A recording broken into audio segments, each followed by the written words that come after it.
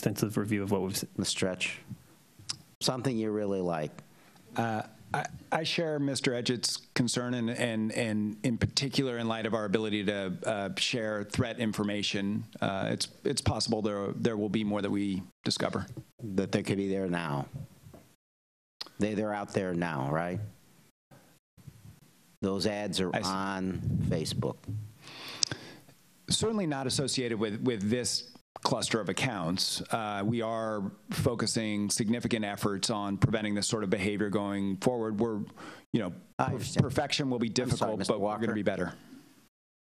So we likewise feel as though we've done an extensive investigation and cross-checked against these ads. Something you really like. What are the odds? No, I understand. The problem is the unknown unknowns, right?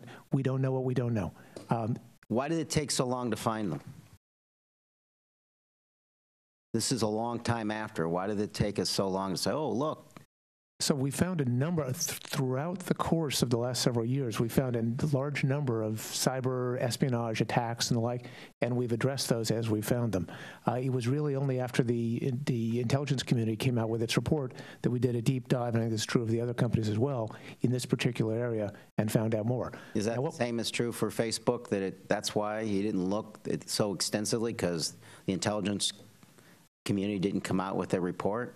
I think it's fair to say that our efforts with respect to nation-state actors have been focused on traditional cybersecurity threats. The intelligence assessment was a very important piece of information that caused us to look further. We did publish a white paper discussing certain activities in April and continued our investigation. Thank you all. Mr. Swalwell, 5 minutes. Thank you, Chairman, and thank you for the second round. Can I ask each of you, do you believe that Russian intelligence services are still today on your platforms? Mr. Edgett, yes or no? I think there's a possibility, and we're working to find them. Mr. Stretch? The same is true. And Mr. Walker? Yes, sir, same. And Mr. Edgett, Twitter recently decided not to run RT ads on its platform. Is your assessment that RT pushed what we might call fake news on Twitter? That was part of the assessment. And was part of your assessment also that they pushed stolen information from the DNC and the Clinton, John Podesta's emails? That wasn't part of the assessment to offboard them, no. But you agree that RT was pushing that propaganda? I saw them reporting on that in some of their promoted tweets. And Mr. Walker, going back to our earlier conversation, from the disclosures we have from Google, we have 1,100 videos that RT posted spanning 43 hours of content on YouTube. And you did mention earlier that some money was returned through ad revenue sharing to RT. How much money was returned to RT as it related to ads that related to election interference? Yeah, if I could just clarify, the 1,100 ads, the 1,100 videos we referred to were separate. Those were ads that were connected with this other disinformation campaign, or sort of deceptive ads with no disclosure of source. So with regard to those ads, I think there was a minimal amount of advertising revenue received. And do you have a number for that? We can provide that information to the committee, but it was de minimis, I believe. Okay. Do you understand the concern, though, that ad revenue that the Russians are receiving back from U.S. companies as they interfere in our campaign could be used to buy ads, for example, on platforms like Facebook or on Twitter, and you've essentially have a feedback loop where they can continue to try and interfere? Yeah, certainly there's a risk anytime anybody monetizes the platform that they can misuse the proceeds of their advertising. Yes. And having reviewed the propaganda ads that each of you have disclosed, would you agree that as it related to candidates Trump and Clinton, that the theme generally went like this? If they invoked either candidate, the ads were pro-Trump and anti-Clinton. Would you agree with that, Mr. Edgett? That's generally what we saw in our assessment. Mr. Stretch? For the ads that ran prior to the election, that's generally accurate. And Mr. Walker? We did not see express advocacy ads. Again, we had a very limited number of ads, something like $4,700 worth. The ads we saw, I would describe as socially divisive rather than being pro or anti-candidate. Sure.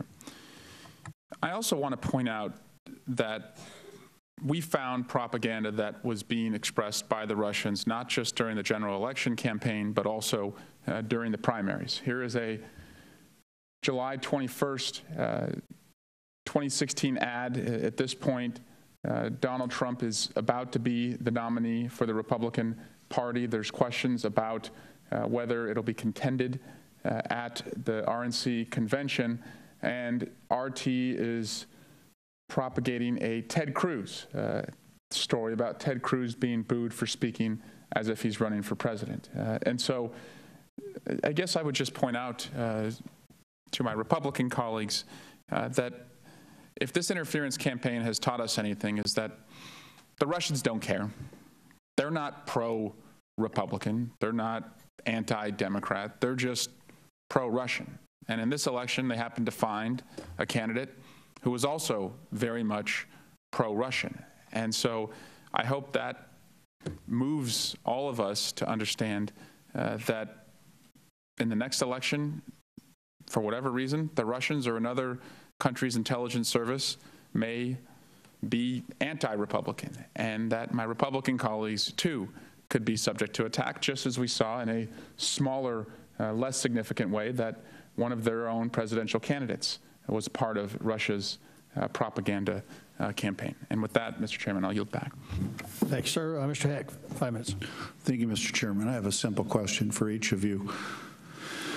Do you acknowledge and recognize that the magnitude and nature of efforts undertaken by the Russians to interfere in our elections last year constitute an existential and material threat to the health of our democracy?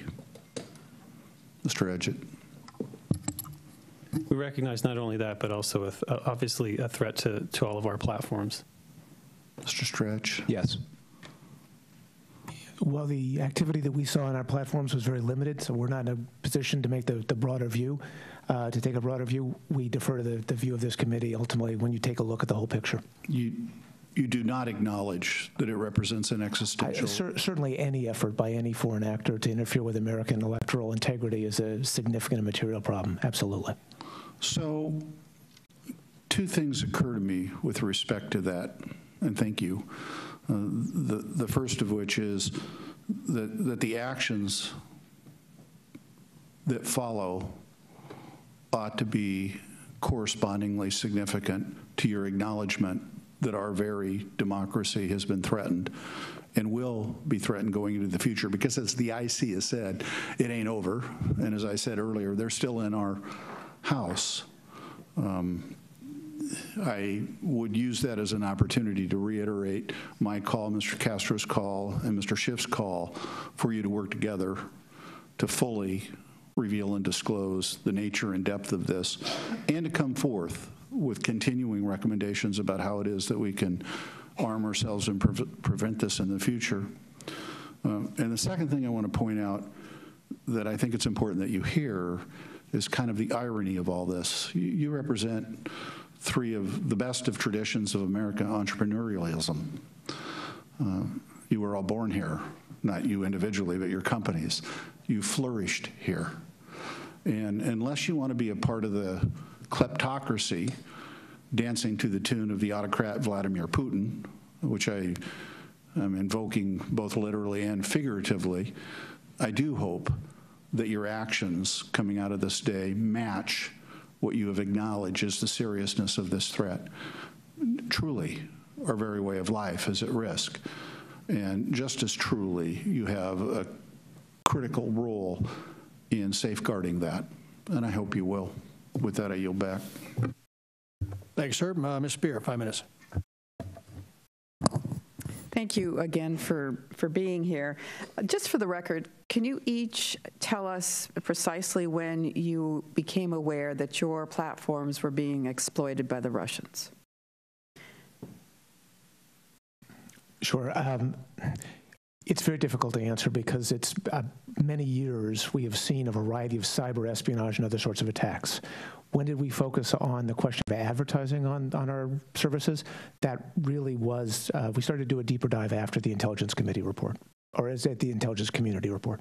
So after the election? That's when it became a focus for us, right. yes. Mr. Stretch. So like Google, we have seen nation-state actors, including actors that we believe are connected to Russia, trying to operate on the platform for some time, and we have security measures to address that. In the late summer of 2016, we identified an account that appeared to be involved in spreading disinformation connected to some of the stolen account contents.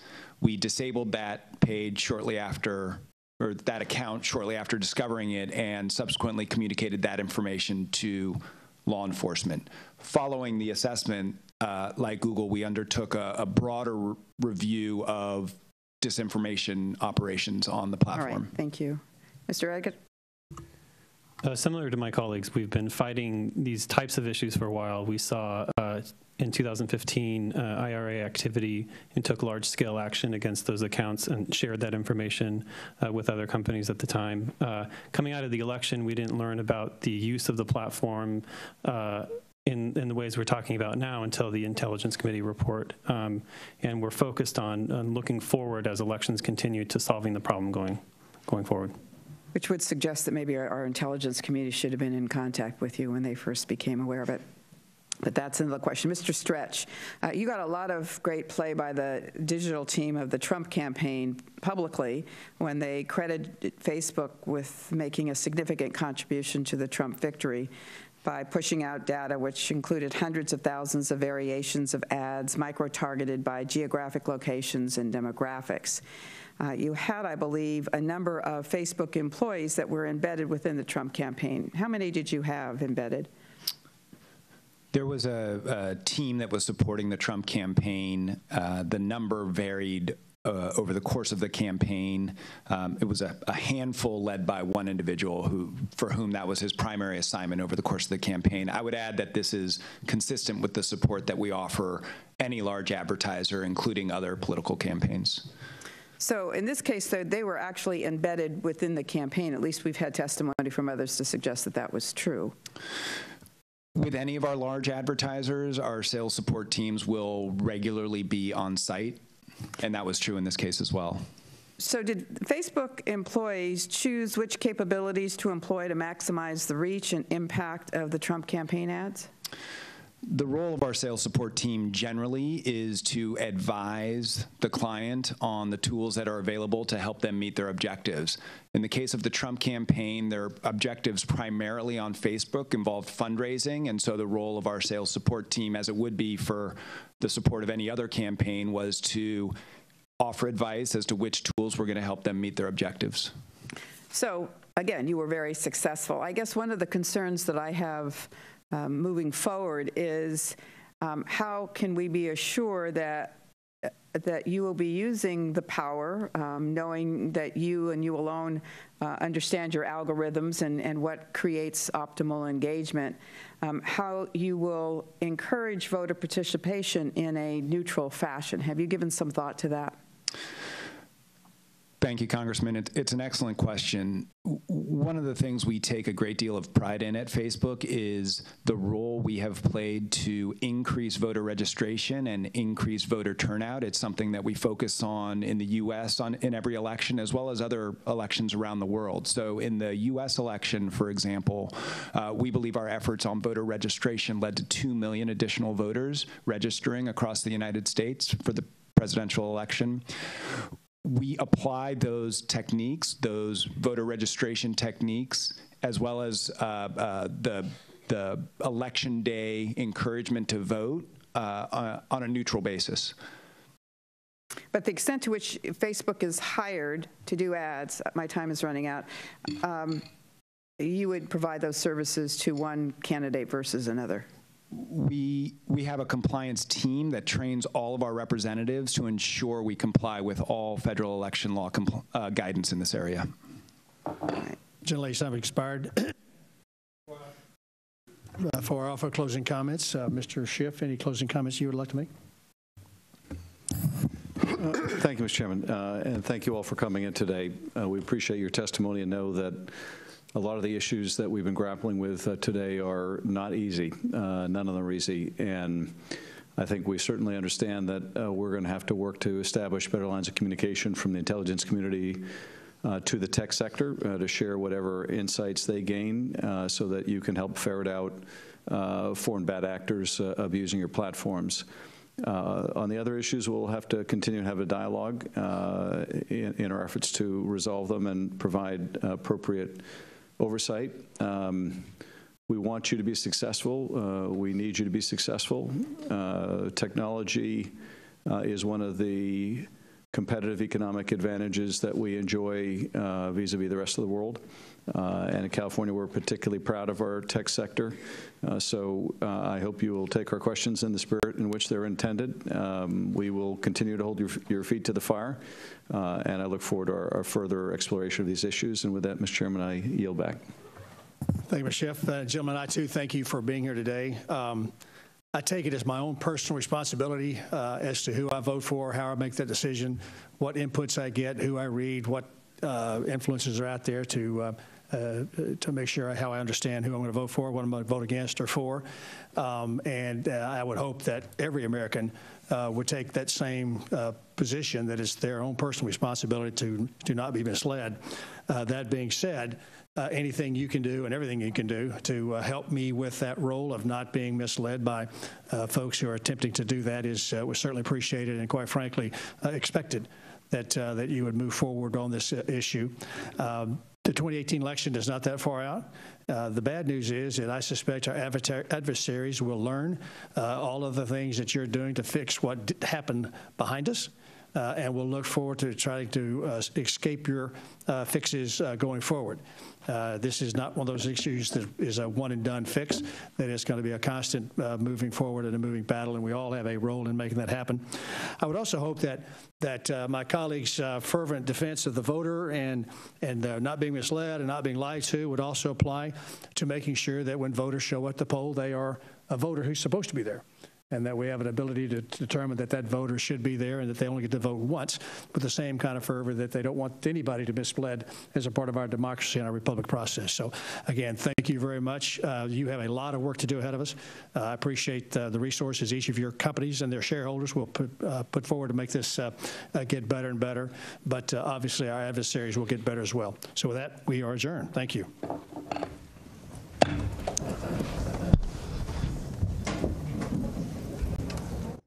And welcome everyone to the Fox 10 News Now, streaming part of fox10phoenix.com. While we were on our afternoon break, White House press briefing was underway. We did record that for you, and we do have it in full. Let's show that to you now.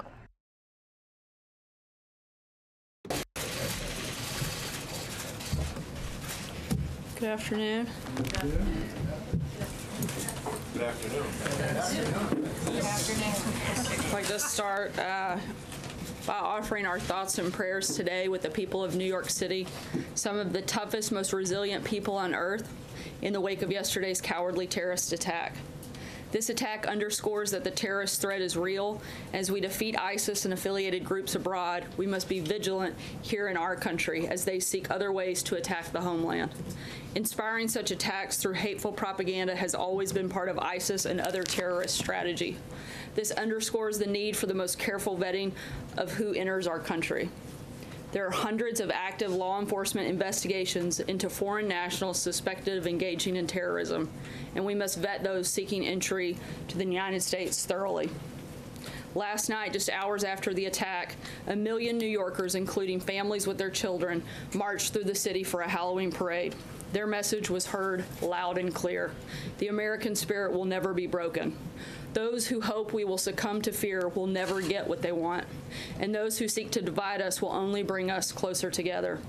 In the midst of the attack, New York City's finest, our incredible police and first responders, rushed to the aid of their fellow citizens. They did their duty, they ran into danger so that others could run away to safety, and they performed like the heroes they were born to be. Specifically, Officer Ryan Nash, a 5-year veteran of the NYPD, was among the first to respond to the scene and fired the shot that stopped the attacker from continuing the violence. He's a hero, but that doesn't come as a surprise to most of his colleagues. He's already received 2 awards during his young career, one for excellent police duty and another for other police action. Yesterday, he earned something that could never be properly displayed by a ribbon or a medal. He earned the never-ending thanks of a grateful nation. The President has vowed to defend our country, protect our communities, and put the safety of Americans first. This is the oath he took as President, and that is his sacred pledge to the citizens of our country. And with that, I'll take your questions. John. Sarah, in the hours, in fact the days after the horrific shooting in Las Vegas, the President repeatedly said, now is not the time to talk about policy. Now is not the time to talk about politics. That's for another time. Right now, we need to mourn the dead.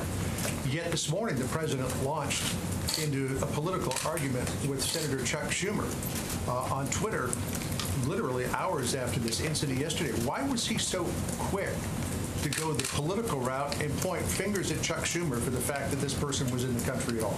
Well, look, this wasn't about going the political route. This is something that, frankly, the President's been talking about for a long time. This isn't a new policy. This isn't a new position. This isn't a new conversation. The President has been talking about extreme vetting and the need for that for the purpose of protecting the citizens of this country since he was a candidate, long before he was ever President. This isn't a new argument. This isn't a new position, and this wasn't new for the President to speak about it. Steve. We heard today at about 11:30 this morning from the mayor and the governor of New York, who had said at that time that the President had yet to call. Has the President called his mayor, his governor? He's in New York. The President has spoken with both the mayor and the governor of New York. No. Sarah, why wasn't Uzbekistan on the travel ban list?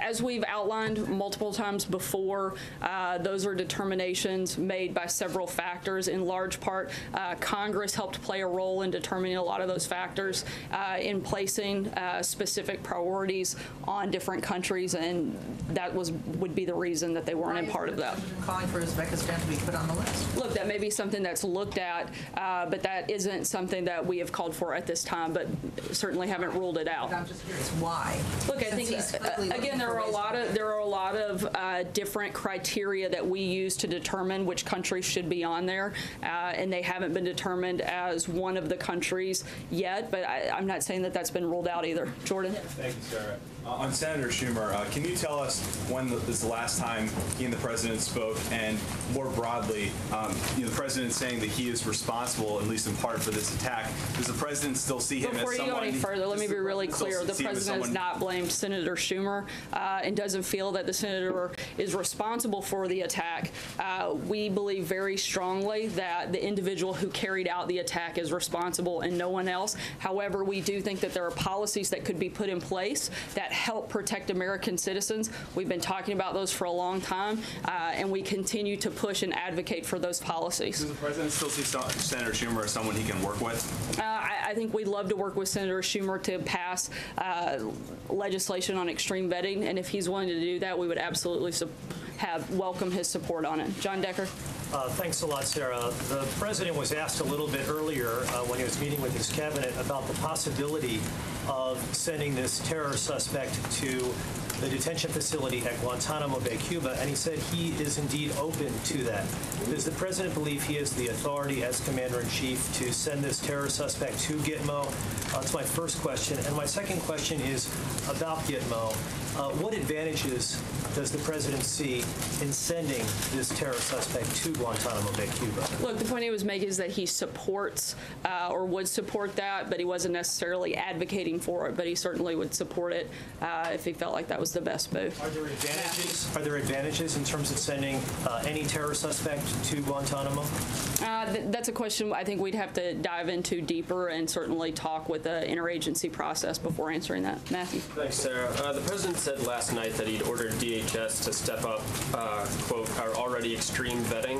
I'm wondering if you could tell us a little bit specifically about what extreme vetting entails and if there's any indication that it might have had an impact on preventing yesterday's attack. Sure. Some of the specifics for extreme vetting would be enhancing the collection and review of biometric and biographical data, improving our intelligence streams, improved documentation requirements and verification, improving information sharing with partner nations and foreign law enforcement and intelligence services, and an overall heightened scrutiny and more thorough review procedures for CBP and other agencies that would play a role in that process. Major. Sarah, Separate from the Guantanamo Bay question, does the president believe this suspect should be classified as an enemy combatant?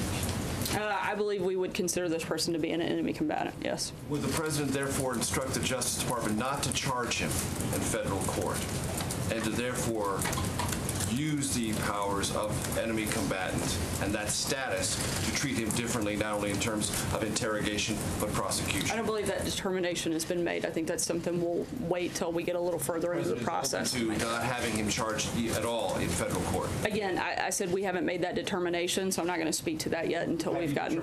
You said you're open to the enemy combatant thing. You think I said we would consider him to be an enemy combatant, but in terms of how we would process, yes. And on what basis? I think the actions that he took certainly justify that. Does the green card status in any way influence that determination? Not that I'm aware of. Krista. Sarah, I want to follow up on the question John was asking you earlier. You're making the case that these are not new policies he's talking about, and yet the question still remains. He is delving into a policy and political discussion, and he and you were very clear after the Las Vegas shooting that it wasn't appropriate to talk about policy. So what's the difference now? I said it wasn't appropriate to politicize the conversation, which I don't believe we are. We're talking about protecting American lives, and there are things that this president has consistently and repeatedly talked about, advocated for, pushed for, introduced executive orders for, supported legislation for, time and time again since long before he was even president of the United States, that support this position. It's not a new position. There are facts that we know about this horrific tragedy that we know caused some of the things in this horrific tragedy that I think determine what those policy positions that he's been advocating for long before yesterday are very consistent with the activity that could have prevented something like this from happening. The president invoked Chuck Schumer's name, so how can you argue that it's not a political argument that he's making? Look, Senator Schumer has supported these opposing policies, and I think that that is a very basic fact. Margaret, he's not unifying the country. Is he failing to unify the country at this point? He helped implement them on the front end long before the Gang of Eight. And the Gang of Eight would have only addressed one part of that problem, as we've talked about many times before. He may have helped isolate one part of the problem, but it would have exacerbated so many other parts of the problem that fall within our immigration system. If you only address one part and not in the totality of it and introduce a fully and more responsible immigration reform like the president has proposed, like the president has outlined, then you're not addressing the problem, you're not fixing the problem, you're only making things worse. Margaret. Republicans have voted for it, Sarah? Margaret. When he's talking about quicker, greater punishment, is he just talking about better enforcement of laws that currently exist, or is he talking about some sort of extrajudicial process? And are you looking at doing an executive order that would empower him? Would he make something like that public, or would you consider doing a secret order? And very quickly, I also want to ask you, is he really serious about tying the Obamacare mandate stuff to the tax thing, or that seems like you would just blow the whole deal up, blow right through that Thanksgiving? Very different questions. Let me try to address the first part in terms of, I believe he was voicing his frustration with the lengthy process that often comes with a case like this. So I think that was simply the point he was making. In terms of the mandate, we're focused on pushing through tax cuts and tax reforms separately. Obviously, we've never made it a secret that we'd like to repeal and replace Obamacare. We'd still like to do that, but we still think it's probably more likely to do something like that in the spring. Sarah, Chuck Miller, the Deputy New York City Police Commissioner, said the suspect committed the attack in the name of ISIS. Governor Cuomo said the suspect was associated with ISIS. How can the president make the case that we are annihilating ISIS when an attack like this occurs? Are his policies emboldening the remnants of ISIS? Not at all. We certainly, I don't think there's any way that you could discredit the progress that has been made on ISIS with a total defeat taking place in taking away their strongholds in both Raqqa and Mosul. But when that happens, as the president even said today, you have people that splinter off go other places, look, and we're meeting them in each of those places as much as possible, and we're going to continue to do that. It's another reason this president wants to institute extreme vetting to help keep more people out of our country that want to do us harm.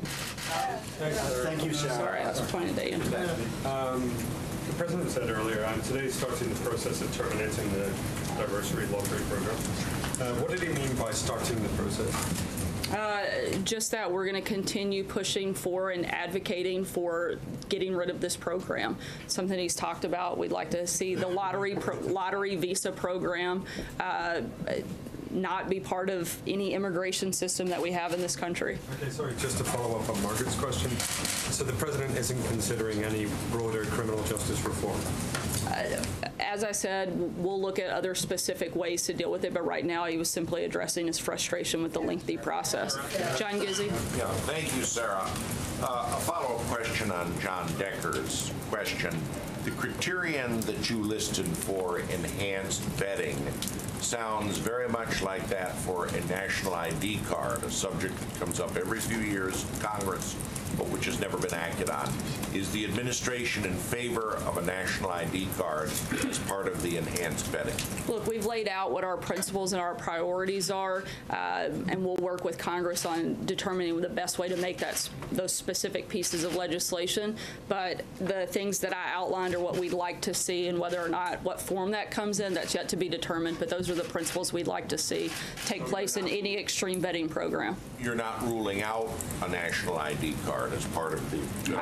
Right, but I'm also not saying that we're fully in. I'm saying that we've laid out the principles and the priorities that we'd like to see and that we think are important in an extreme vetting program. Blake?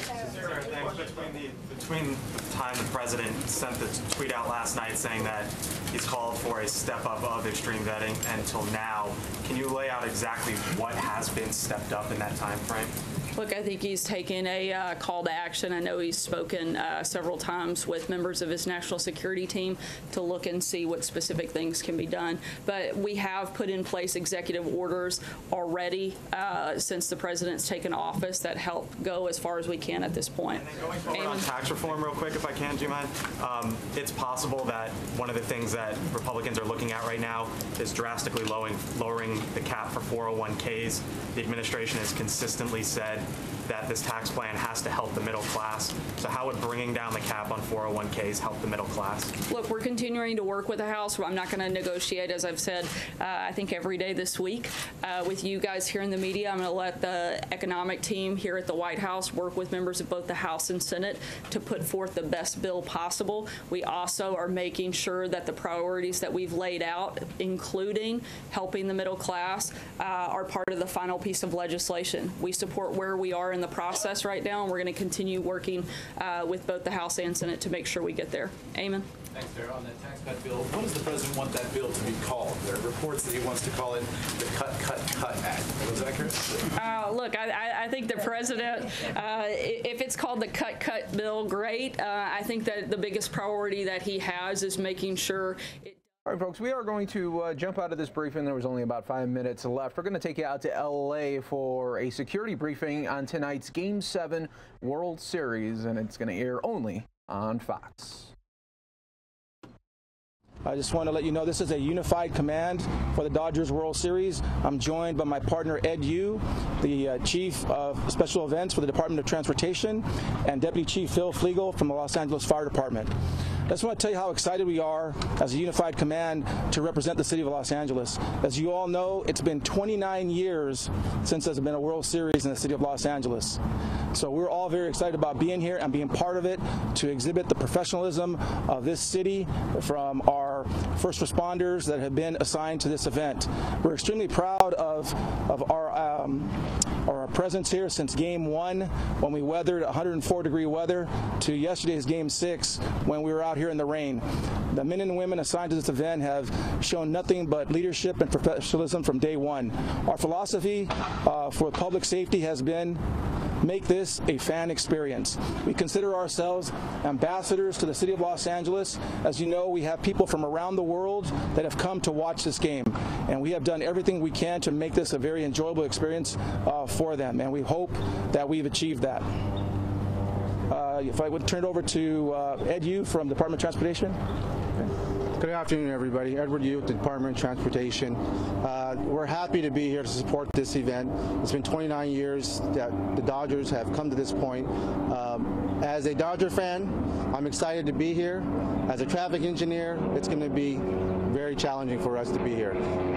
We want people to come here to the stadium, enjoy themselves, be patient getting into the stadium, be patient, be respectful of driving through to the area.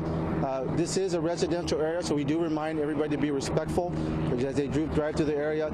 Be patient coming in, be patient leaving, and later on this evening, we advise everybody that we do have plans. We are looking at things of putting maybe some contingency plans to make sure that traffic gets out safely.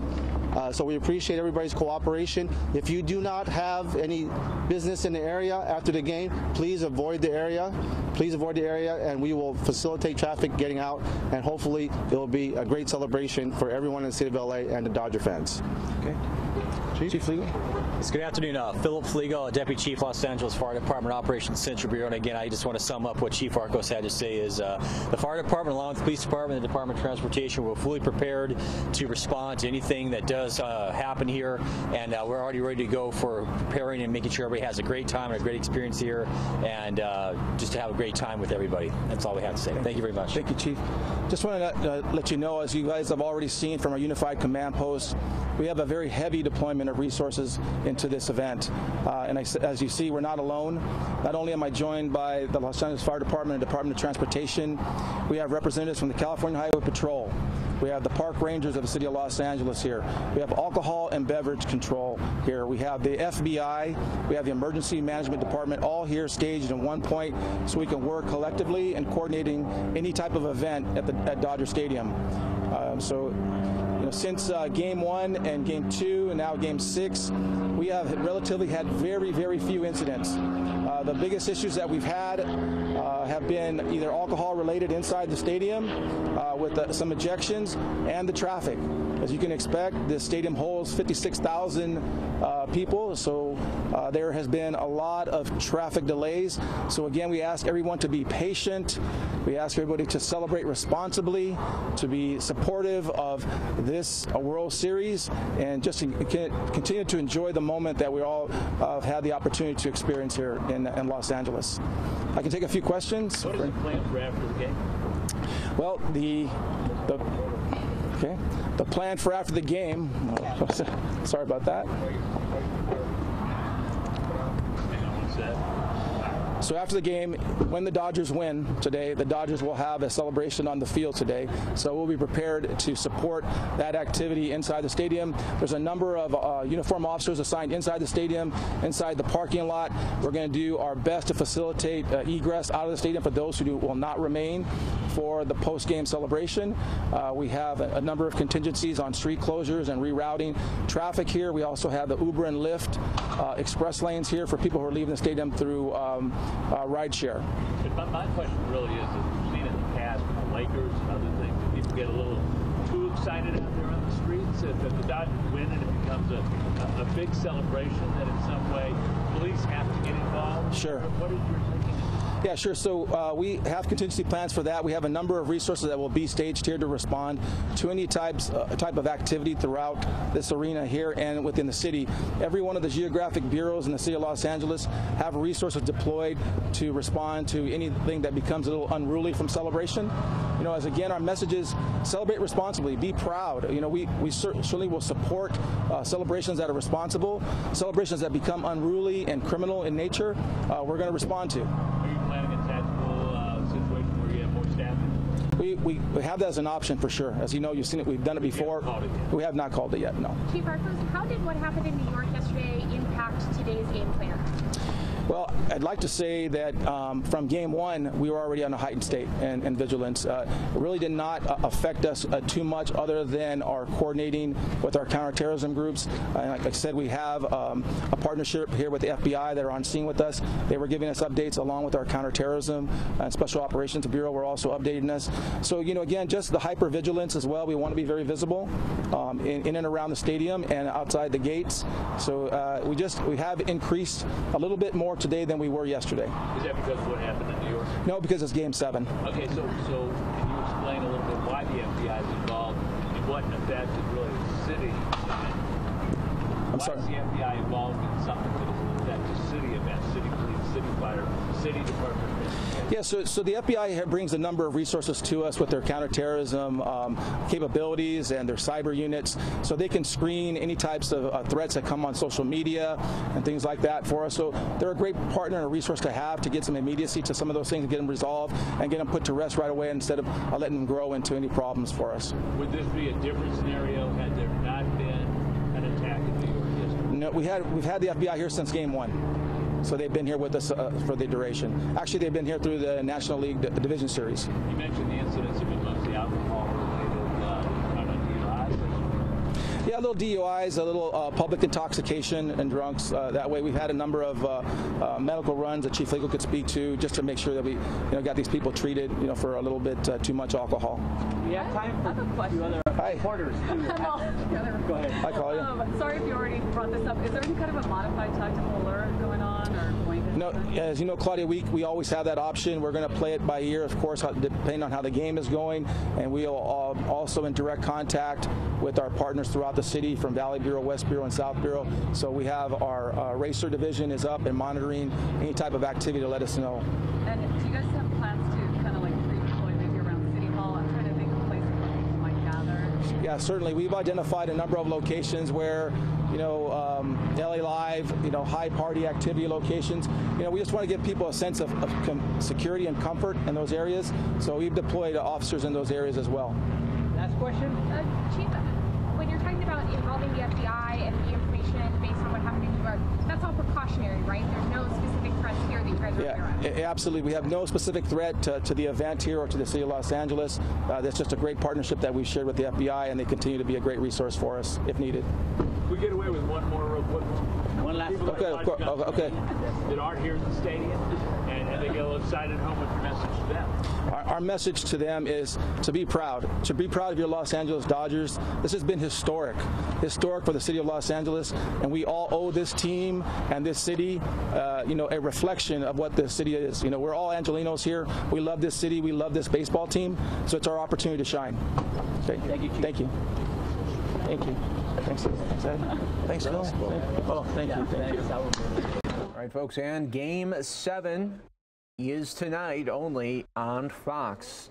The deciding game of the World Series, back-to-back years. It has to do a Game 7 to decide who will be the World Series champion. And take a look at this. Some guys outside in Los Angeles, well, they're going viral all because they're selling a bottle of water for $1. Take a look at this. Ice cold water for $1. Ice cold water for $1. Ice cold water for $1. And that concept is so true. If you think about it, you put enough energy into it, you can bring anything together. And so that's what we're doing with our cold waters. We're not just selling cold waters, we're selling an experience. It's the best in Hollywood, and only $1. Step right up, folks. You gotta sing it. Come on in. $1, come get your drinks. $1, come get your drinks. Step on up, don't be shy. Let's go. Ice cold water for $1. Ice cold water for $1. Ice cold water for $1. Water is cold.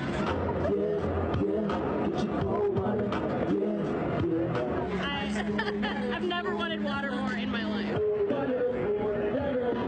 We are the Cold Water Boys. You can find us on Instagram now, Cold Water Boys, no spaces. And come down to Hollywood, California, and get your cold water for $1. Listen, ice cold water for $1. Ice cold water for $1.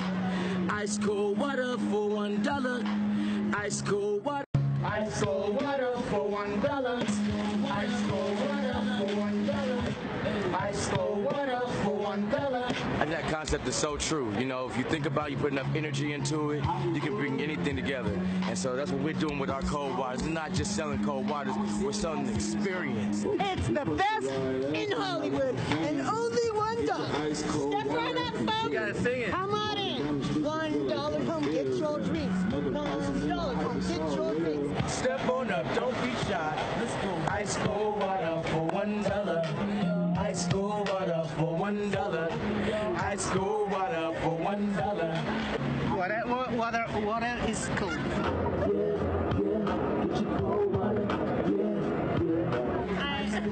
I've never wanted water more in my life.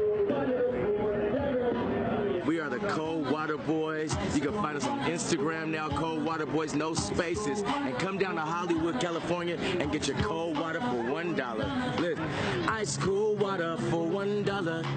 Ice cold water for $1. Ice cold water for $1. Ice cold water. Ice cold water for $1. Ice cold water for $1.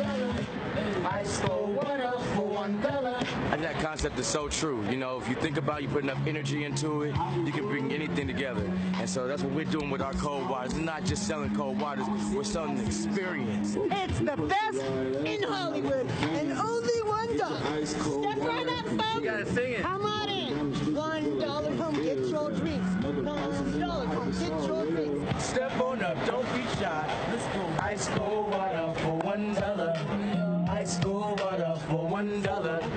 Ice cold water for $1. Water is cold.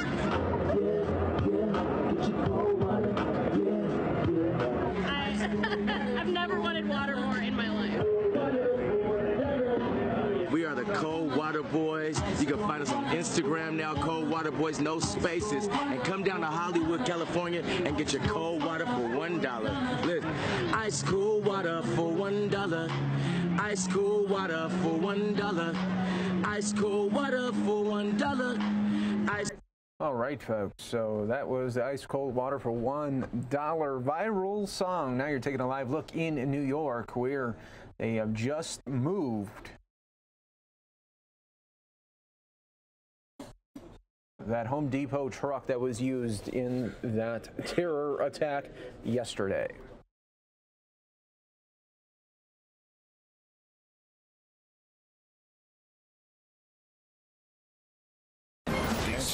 June Kim, the U.S. Attorney for the Southern District of New York.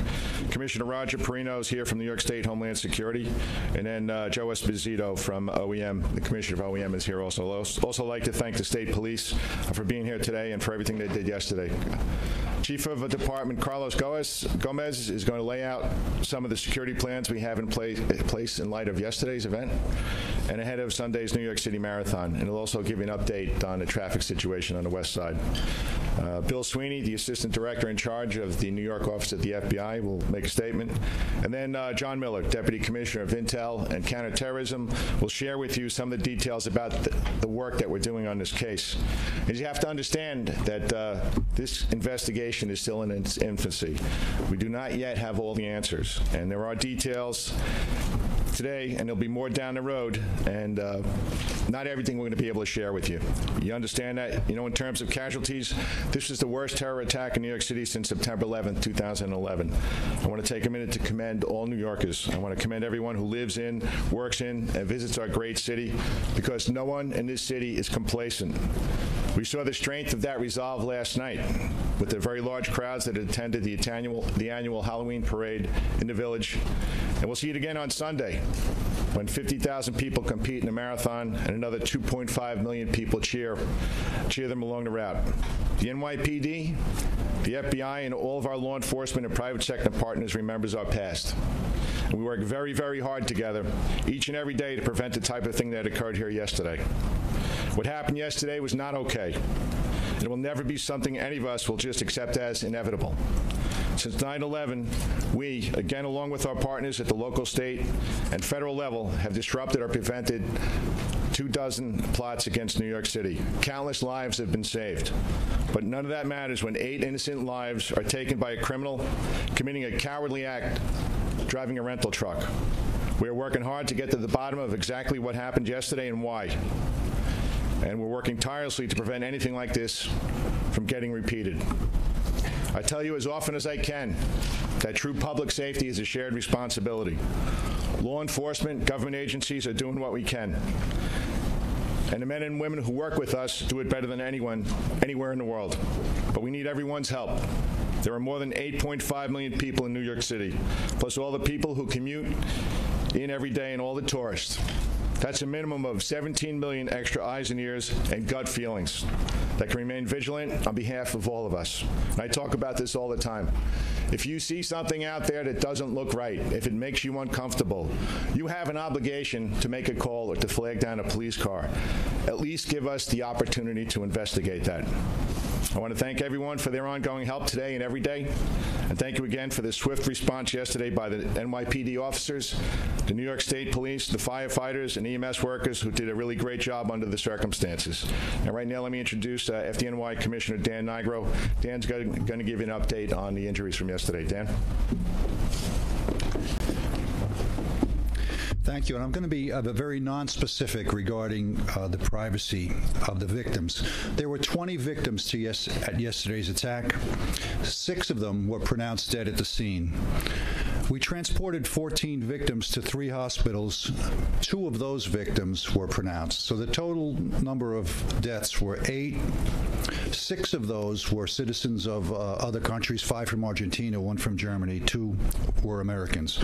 Of the 12 remaining, thankfully, 3 have been released from the hospital. 9 remain in the hospital. 4 of those were critically injured but are in stable condition. The others are seriously injured. The injuries ranged from a bilateral amputation to serious head, neck, back, and chest trauma and trauma to arms and legs. This was a heinous attack that resulted in 8 deaths and serious injuries. Our prayers are with the families of those who died and those who remain in the hospital. Thank you, Commissioner Nigro, and thank you to all the men and women of the FDNY, all the first responders, all the EMTs who went to the aid of those who were afflicted and did it so well. I want to start by thanking all of my colleagues who are here. Thank you, Governor Cuomo, and all of our state partners who are here, all of our federal partners. Thank you, Congressman Jerry Nadler, for joining us. Everyone's here in common cause. This was an attack on the United States of America, an attack on New York City, an attack on our people, and it was the definition of terrorism, an effort to take away people's hope and spirit and to make them change. And what New Yorkers showed already is we will not change. We will not be cowed. We will not be thrown off by anything. And this cowardly act targeting the most innocent people in the middle of the most innocent pursuits was meant to make people feel they could not go about their daily lives. And what we saw last night, Governor Cuomo and I went to our annual Halloween parade. 1 million New Yorkers showed up for that event. And as we spoke with them, they were undeterred. They were strong. It made me very proud of New York City and all the people of this country to see that strength in the face of adversity. This morning, people went to work. Kids went to school. No one thought there was any choice but to stand up to this act of terror. So as we now move forward, we start with giving our prayers to the families of the 8 who were killed. They, as you heard, 6 of them came from other nations here because they saw New York as a special place to be, and we now and forever will consider them New Yorkers. They shared this tragedy with us. We will remember them as New Yorkers. They were here because this city is a beacon to people all over the world, a place that every kind of person comes to and is respected, and that won't change. 8.5 million people here. We understand this was an attack on our values. It was an effort to break our spirit. But as an effort to break our spirit, it failed. New York City is a very strong and resilient place. We have great faith in the men and women who protect us. We have such pride in the NYPD, and we see them on duty, and we know they are the very best. So we're strong, we're resilient people because we know we're protected, and we know that this place works when people don't feel deterred. And I'll tell you, this violence was an effort to make us blink, and we won't blink. We won't change. The NYPD yesterday showed us once again how much New Yorkers can rely on them, and I want to commend Officer Ryan Nash. I spoke to him earlier today, a good young man, 5 years on the force.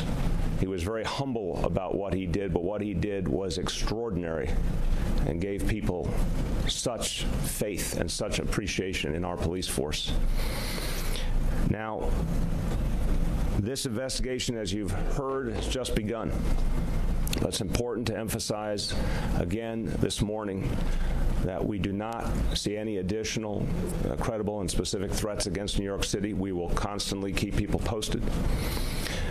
But we do ask everyone to be vigilant. Commissioner O'Neill laid out what everyone has to understand. Be a part of the solution. Share what you know with the police. Don't think twice. Give information to our officers. And many of those previous efforts to undermine us, the commissioner referenced those almost 24 previous efforts to attack New York City.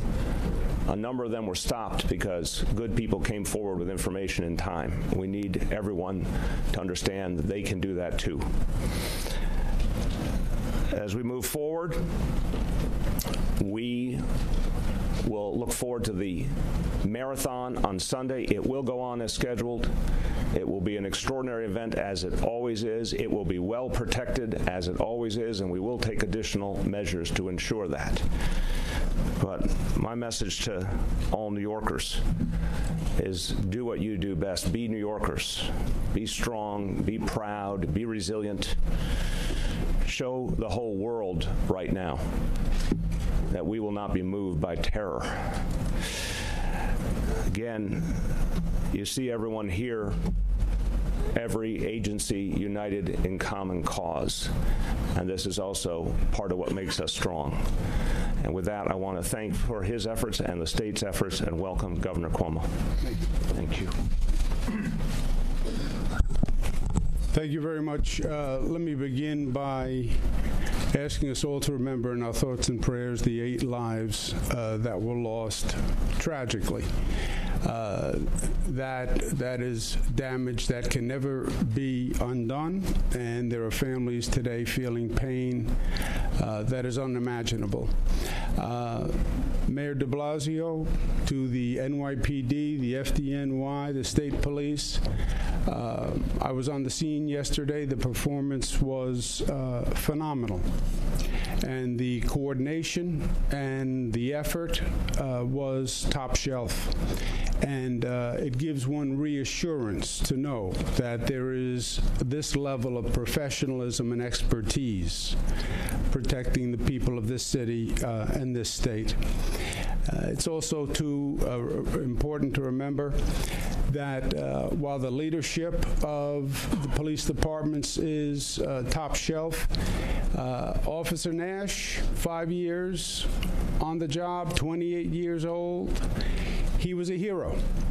And the NYPD is not just the leadership, it's the men and women who are out there every day, who are on the first line. And I think Officer Nash really showed how important they are and how talented and how brave. So we all applaud and congratulate him. I spoke to the Homeland Security Secretary yesterday, who pledges full coordination with all the federal efforts and the FBI. I think it's important that we are all working as one, and in this kind of situation, there is no alternative. This is not a time to have politics. This is not a time to point fingers. This is not a time to find blame. It's a time to come together and work for a common goal. The effort yesterday killed 8 people. But in my opinion, the effort failed, because the effort was not to kill 8 people. The effort was to disrupt us to terrorize us, to scare us, to create mayhem. That's the effort. That's the goal on all of these attacks. New York is a special target because we have that Statue of Liberty in our harbor that we're proud of, holding up the torch for freedom and democracy. But we've seen it all around the world, and it is to create mayhem and terrorize. And it failed. The mayor is exactly right. The Halloween parade last night was a beautiful example of the failure of the attempt.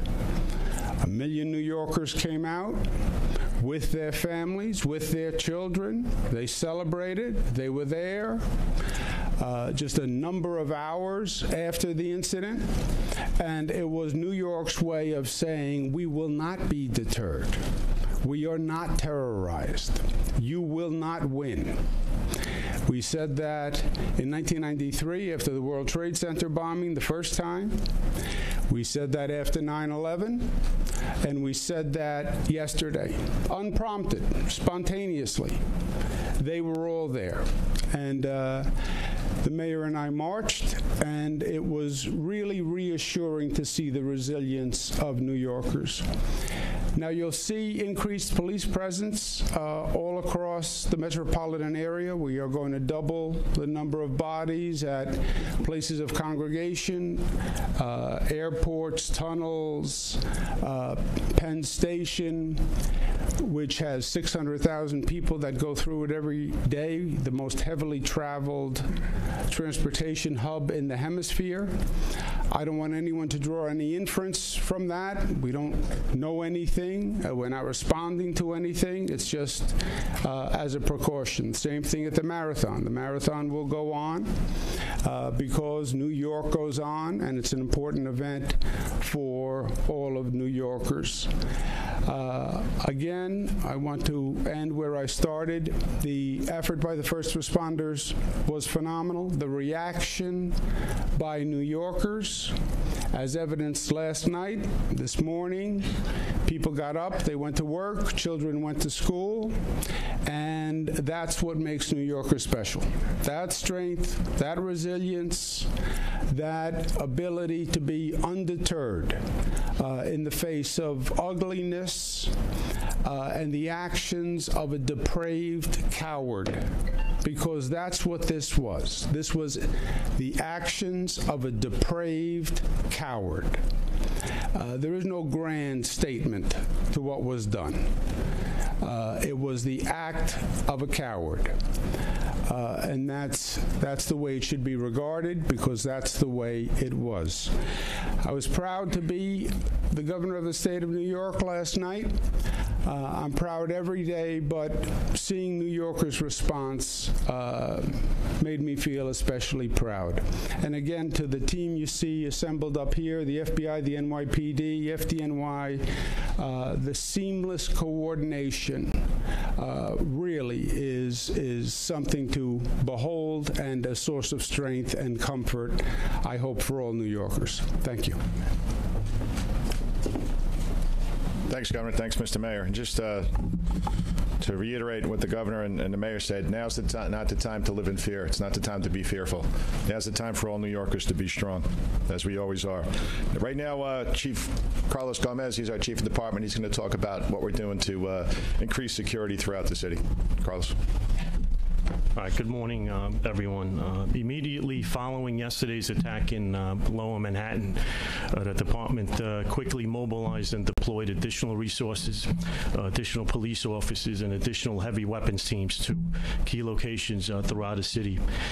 Last night's Halloween parade, which attracted over 1 million participants, was also, security at that parade was also enhanced. We added more sand trucks, we added more blocker vehicles to the side streets streets that led onto 6th Avenue. And we also assigned more heavy weapons teams, not just to the parade, but to the surrounding area. New Yorkers and others who utilize our transit system will see a lot more officers. They'll see a lot more uniforms. You'll see more officers on the trains. They will see more officers on the platforms. They should expect more bag checks at more stations. There will be more canines, explosive detecting canines in our subway system, and heavy weapons teams from our strategic response group as well as our critical response command will also be deployed to major hubs and other stations throughout the city. There are some traffic closures that remain in effect, and I'd like to point out that is the West Side Highway from 14th Street down to the tunnel. It still remains an active crime scene, and we anticipate it will be closed until early this evening. So we've assigned traffic agents to the area, but motorists, please avoid that area. And we're just a few days away from the New York City Marathon, which over 51,000 runners will participate. As the commissioner said, 2.5 million spectators will line the streets in all the boroughs in our city, and we've enhanced in security for this also. It's going to be a very safe event. We've added more sand trucks, more. We're going to step away, take you to this live event happening right now. Hello, thank you for coming. My name is Officer Ryan Ash. I appreciate the public recognition of the actions of myself and my fellow officers yesterday. Although I feel that we were just doing our job, like thousands of officers do every day, I understand the importance of yesterday's events and the role we played, and I'm grateful for the recognition we have received. I just want to thank my family and friends for their support and all the responding officers who assisted me. However, due to the nature of the pending criminal case, I cannot make any further public statements about the incident at this time. Thank you. Thank you, guys. And that was the 28-year-old in the New York Police Department police officer came out to do a very brief statement. Ryan Nash there, a decorated 5-year veteran of the force stationed in Lower Manhattan. Earlier today, Governor Andrew Cuomo said he was a hero for what he did for his response to that terrible terrorist attack just yesterday. You're watching News Now.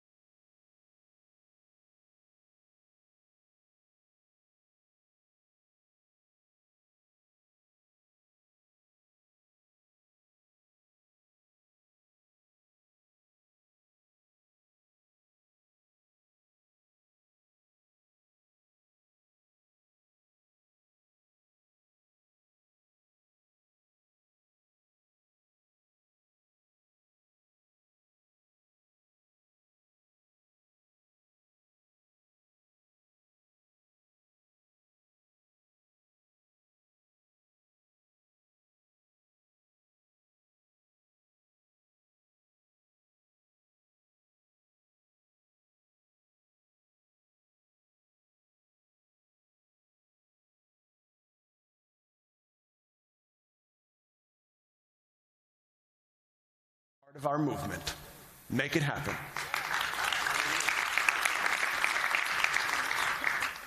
And as part of our listening, which will continue today with breakout sessions with the foundation team, around programs like My Brother's Keeper, around the construction of the Obama Presidential Center, which will make Chicago the global center for active citizenship, for people to come here and convene with one another. We want to hear from you. We want to hear your stories, because at the end of the day, it's your personal stories that inform what we do. And let me conclude with mine. It was one of the great honors of my lifetime to go with Barack Obama to the 50th anniversary celebration of the signing of the Civil Rights Act. We landed in Austin, Texas, and we went to the LBJ Library, and you go into the rotunda and you see these amazing words: Medicare, Medicaid, voting rights, civil rights, and immigration.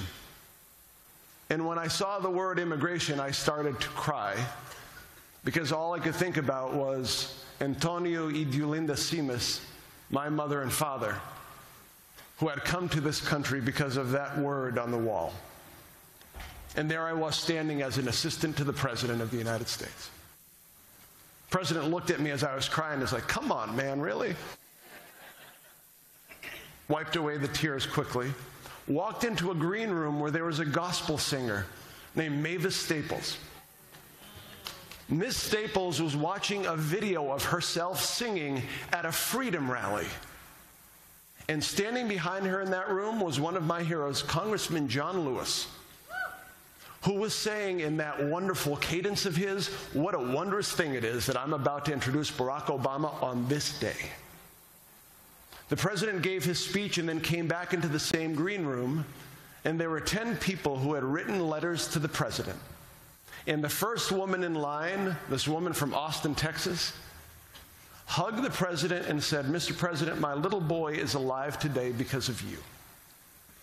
And she kept on repeating that. And then she turned to me and she said, "Young man," which was flattering. Obviously, she was obscured by her tears. She said, "Do you work for the President?" I said, "Yes, ma'am, I do." She said, "You tell everybody that my little boy is alive today because of what you did." On the flight back to Washington, as I reflected on that hour and a half, here is what I took away. It wasn't Lyndon Johnson and members of Congress signing that immigration law that changed my parents' trajectory and mine. It was my mom and dad and hundreds of thousands of citizens who saw an injustice and wanted to correct it. It wasn't a Congress or a president that signed and enacted the civil rights law. It was young citizens like John Lewis on a bridge in Selma, Alabama, living up to an idea about the individual power that each one of us has and how the world can be better. And it wasn't Barack Obama or anyone who worked for him that made sure that that mom's child had better health care. It was 2 million people who came together and said, "Yes, we can." Change only happens when people engage with one another as individuals and then bring it towards collective action. Citizenship, please remember, isn't just about your rights, and we should guard them zealously. It is about our responsibility to each other, to our community, to engage in a struggle that, as my old boss, Governor Deval Patrick, said, is a community that turns to each other instead of on each other. This is the central calling and challenge and focus of the Obama Foundation. And as you just heard the President say, join us. This is work that won't take a year or 2 years or 5 years, but it's the work that's most worthwhile doing. I look forward to listening to all of you in the days and years ahead. Thank you.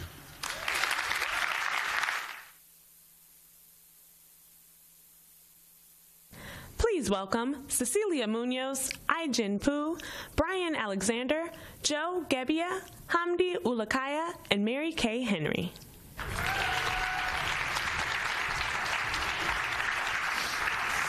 Good morning, everybody.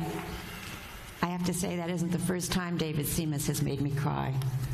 But we're really grateful for his work, and we're really honored and excited to be here with all of you with this pretty extraordinary panel, as you're about to see. We're going to start talking about how to make change real, how we face the challenges that make change real in local communities and the global community, and we're going to focus particularly on the workplace, on employers, on what it takes. All right, folks, we are going to jump out of this conference, take you out to Ohio, where there is a mosque statement from the suspect. This is the suspect's mosque from New York City. United States, its new home. Thank you. Now, with that said, Are there any questions? We would be happy to answer. Well, we understand that Saipov worships here when he was just about a mile away. Does anyone recall him? I mean, do you have any memories of him or what he was like when he was here? Well, our understanding, based on what we know, is that he was here for a couple of years, several years ago. And I personally have no account of even knowing him. He attended probably the daily prayers, and so there may be some members of the community who may have known him more than we have. That's all we know at this point. Did you recognize him when you saw his picture? I personally did not, but others might have recognized him.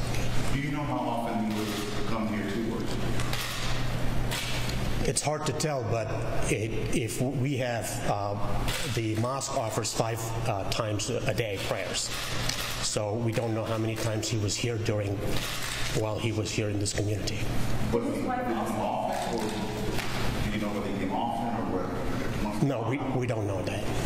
Yeah. Did his wife also worship here with him? We don't know. At least from our understanding, we don't know if she did or she didn't. What have members of your religious community told you about their interactions, their knowledge, their memories of them? Excuse me, can you repeat that? Have you heard from anyone, any of your members, anyone who prays or worships here, about their interactions, their thoughts, their impressions of him? I personally have not heard much yet, and again, our information is very limited because we have this is a very diverse community, and the Uzbek community, is a small but important part of our community. And obviously, sometimes people move in their own social circles. So we may be in the leadership of the community, but we may not know everybody and their whereabouts, and we don't obviously keep tabs on people. So. Could you give us your personal feelings on how you feel? I know you read the statement, but how did you feel when you learned that this individual worshipped here and did what he did? I personally am very disgusted and upset, and I strongly condemn these acts. And again, it's not just about who he is and what religious faith he belongs to. Anyone who commits any act of terror, we condemn them. So. Sir, I know you said you can't comment specifically on how frequently he might have been here, that's what they did. Can you confirm that at least at some point he did come here to pray to worship? Based on our interaction with other members of the community, yes, I can say that he has used to come here to pray. Was he a member? He was not. I was just going to say, can you discuss from the Muslim community perspective condemning something like this? What's the purpose of it for the Muslim community? Yeah, let me defer that answer to. Hi, my name is Ihsan Haq. Anytime there is a terrorist action anywhere, the first prayer we have, oh God, let it not be a Muslim. Okay, so that's where we come from. We don't want to be it. We don't want to do it. We're not it. We are Americans. We are freedom-loving people like anybody else, like you, I. We don't look forward to these.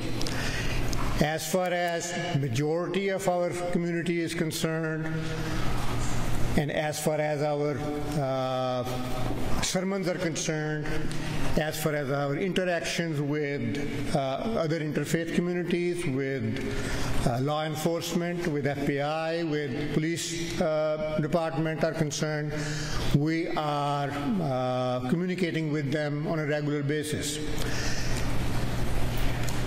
In small communities or small subsections of the communities, there are people like this person who isolate themselves. They don't come out and preach their hatred in an open forum. They work in their little corners, whatever. Is it conceivable that there will be some other people who he may have confided this information to? He may have. Did that information ever get to law enforcement or to the leadership? No, it did not. In our masjid, we don't require membership for people to be able to pray. On Friday, you can have 500 to 600 people who may never have come to the masjid, or they may just show up that day, or they may come every Friday but have never bothered to register in the office with their names or with their telephone numbers or contact information. So being a member of the society is a different thing than coming in and praying on a regular or irregular basis. I did recognize when I saw him, about 2 or 3 years ago, when he was here, he did not have a beard. He had a very short, scraggy beard. That's what I vaguely remember. And that also, by looking back and saying, okay, this guy, could it be this guy? So it's a retrospective remembrance that I can place him, but that's all. We do not remember him as coming in and asking questions in any of the forums that we have had. We've had civil rights forums, we've had interfaith forums, we've had discussions that we have Friday on different topics. I don't remember him as an outstanding person who would ever have come and asked questions. So for us to tackle this kind of radicalization, the mechanism that we have used at our society are the Friday sermons, the Friday afternoon or evening halkas or educational forums that we have, or interfaith forums that we have, or different universities students that come here and we have discussions. That is how we communicate with our members of our society how to behave and deal. Those of us who are here, about 40% of our community is native-born Americans. About 60% are immigrants. And that is diverse from India, Pakistan, Bangladesh, Burma, Libya, Morocco, Tunis, Egypt, United Arab Emirates, Saudi Arabia, Jordan, Palestine. So we have and Sudan. So not all of those members are in one social group at one time or another. We do have monthly or sometimes more often community dinners. People come together. We do talk to each other, but those are more social gatherings. So this is what society has done ever since 2001.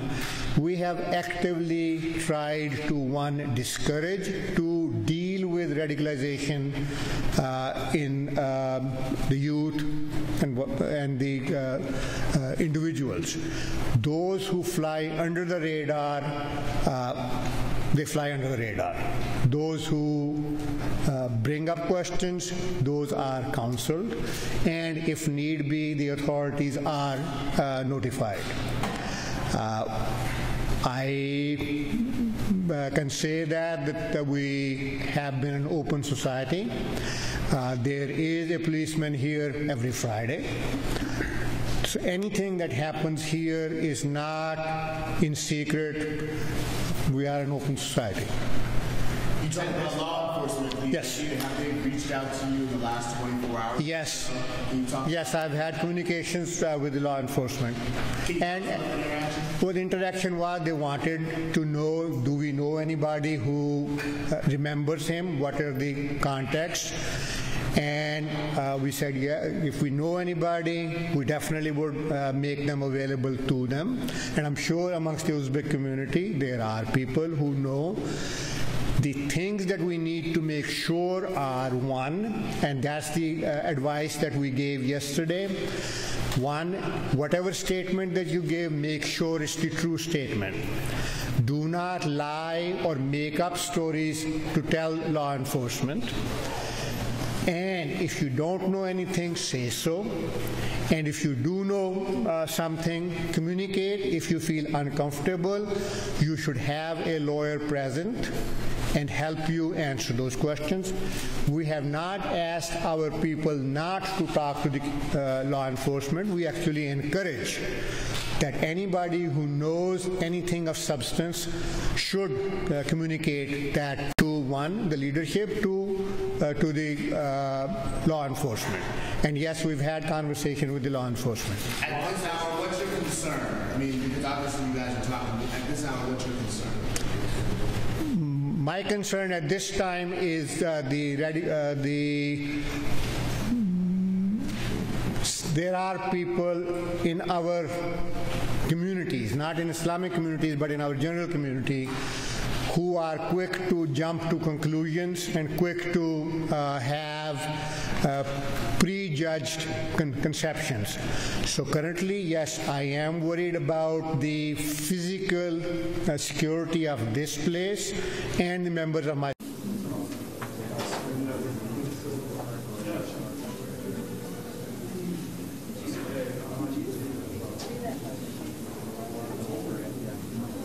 All right, folks, we are now out live here where we are expecting terrorism charges being filed for the New York City suspect from yesterday. We are waiting for the U.S. Attorney's Office about to hold this news conference on terror charges.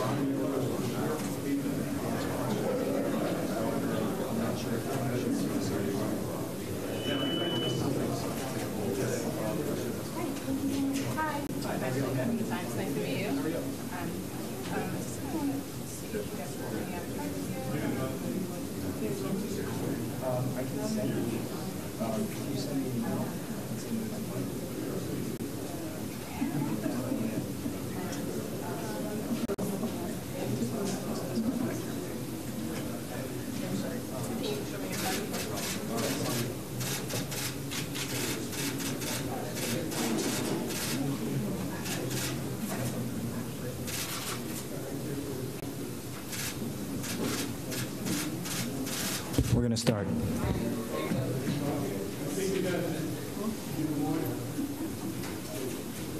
Testing, testing. Are you guys good in the back? 10, 9, 8, testing. Right now.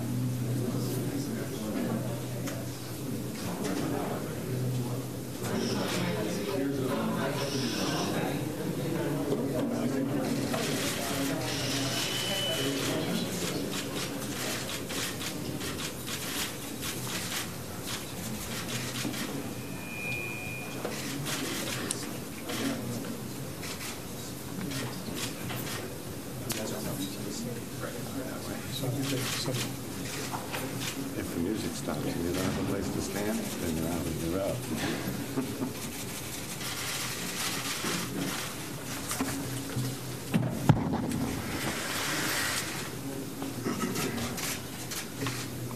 Good evening. My name is June Kim. I am the acting United States Attorney for the Southern District of New York. Yesterday afternoon, a man consumed by hate and a twisted ideology attacked our country and our city, using a rented Home Depot truck as his weapon of terror. The man sped down West Side Highway and then intentionally plowed his truck into a pedestrian walkway and bicycle path, hitting and running over people who were simply trying to enjoy a sunny afternoon in New York City. He killed 8 innocent human beings and injured at least a dozen other people. That man, as alleged in the complaint filed today, was Sayfullo Saipov. Today, thanks to the incredible work of the FBI, the NYPD, the Joint Terrorism Task Force, and law enforcement in the city and around the country, just about 24 hours after Saipov's attack, we now have him charged with federal crimes of terrorism. The complaint filed today charges Saipov with 2 counts. First, material support of a terrorist organization, that being ISIS. And second, a federal charge of violence and destruction of a motor vehicle with willful disregard for the safety of human life that resulted in multiple deaths. As the complaint alleges, after speeding through the walkway and bicycle paths, running over and killing people, Saipov crashed his truck into a school bus carrying children. Then he got out, yelled, "Allahu Akbar," meaning God is great, brandishing 2 weapons, which turned out to be a paintball gun and a pellet gun. He was ultimately stopped by a brave police officer, Ryan Nash, who confronted him and shot him in the abdomen. In the short time since this attack, as alleged in the complaint, we have developed evidence establishing that Saipov committed this attack in support of ISIS.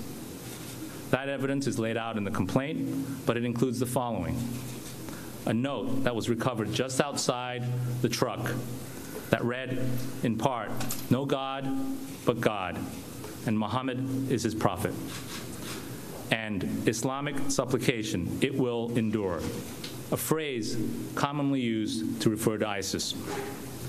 Also, a search of cell phones found in a bag that he was carrying, a search conducted pursuant to court-authorized wiretaps, revealed thousands of ISIS-related images and about 90 videos depicting, among other things, ISIS fighters killing prisoners by running over them with a tank, beheading them, and shooting them in the face. In Mirandized interview statements with law enforcement last night and today, Saipov allegedly admitted that he was inspired to commit the attack by the ISIS videos he watched and had been planning this attack for 2 months. He also admitted that he had rented a truck on October 22nd to practice the turns he would make on his Halloween Day attack. As I mentioned, it is incredible investigative work that has allowed us to bring these charges so soon after the attacks. I want to thank all the law enforcement and citizens who responded to this attack in the way New Yorkers do. In particular, I want to thank Officer Ryan Nash for his selfless bravery. I want to thank the FBI, represented here today by Bill Sweeney, Assistant Director in charge of the New York Field Office. Their work in this case, as in all terrorism matters that we've worked with them on, has been extraordinary. I also want to thank the NYPD, represented here today by First Deputy Commissioner Benjamin Tucker and Deputy Commissioner John Miller. Their leadership and that of Commissioner O'Neill over the greatest police force in the world has helped keep our city safe. And in the wake of yesterday's attacks, the NYPD has kept our citizens reassured and continuing to live our lives. Finally, I want to thank the terrorism prosecutors and investigators in my office who jumped on this immediately and haven't gotten any sleep since. AUSA's Andrew Beatty, Amanda Hull, Matthew LaRoche, who are not here because they're in court at the presentment, and investigators Kevin Song and George Corey, as well as the supervisors of our Terrorism and International Narcotics Unit who are here with me, Sean Buckley and Elon Graff. The folks in that unit, working with the FBI, the NYPD, the JTTF have a long and unblemished track record of successfully investigating and prosecuting domestic and international terrorists, whether it's the Chelsea bomber, just convicted a few weeks ago on all counts, who will be serving life, mandatory life in prison, or the other terrorists convicted in our courthouse just down the street in the last few years alone. That list includes the recent convictions by this office after the trial of Salman Abu Ghraib, Osama bin Laden's son-in-law, Abu Hamza, the United Kingdom-based radical cleric, Ahmed al-Gamal, the homegrown ISIS supporter, and Khalid al-Fawaz, one of Al-Qaeda's embassy bombing defendants. It is an amazing record of success. Of the 8 innocent people Saipov allegedly killed yesterday, 2 were Americans, and the rest were foreigners visiting New York City. It has been reported that 5 of the victims were childhood friends from Argentina, celebrating a high school reunion. Those Argentinian men came here, like the millions of other visitors, to see the sights and spend some time in the greatest city on earth. For the same reasons that millions visit this city and find it so special, alleged terrorists like Saipov view the city as a prime target for their hate-filled crimes. But the thing is, for the alleged terrorists like Saipov, they will find in New York City something else: justice. They will find and have found that law enforcement and everyday people in this city are not afraid of their evil. They see through their false, hateful rhetoric and are committed to bringing them to justice. And that is what we intend to do with Saifullah Saipov. I'd like to bring to the stand now Bill Sweeney, Assistant Director in charge of the FBI. Thanks, Jude. Good evening. For the past 24 hours, hundreds of personnel from the Joint Terrorism Task Force, both on this side of the river and in New Jersey, have been working around the clock, developing and tracking leads and executing searches as we dig deeper into the life and motivations of Saipov. The charges announced this evening, while significant, should be taken as no indication that our work here is over. We will continue to employ all investigative techniques necessary to fully understand his social network and to unearth his motivations. Rest assured, we will not stop until every last lead has been covered. I do have one recent update I'd like you to make you aware of. Earlier, as we came in this evening, we were seeking information about an individual. Many of you in this room received that alert. We are no longer seeking that individual. We believed he had information related to yesterday, but we are not looking for that individual any longer. I would encourage anybody who believes they knew Mr. Saipov or has information about yesterday to proactively contact law enforcement. A reminder to the public that the tip line is 1-800-CALL-FBI with information that may help us in any way. We also have a link set up where you can upload any photos, any videos you may think are relevant. That link is fbi.gov/NYC Tribeca. The NYPD also has their tip line set up at 1-800-577-TIPS. Following the Chelsea attacks in September of last year, I highlighted the importance of an engaged public. Today is no different. I cannot overstate the critical role the public plays in combating these threats. Please remain engaged, be aware, and immediately report suspicious activity to the authorities. In closing, I'd like to thank the partners, especially the hundreds of men and women working on the JTTF, represented by at least 50 agencies on this side of the river alone. Your work has been exceptional.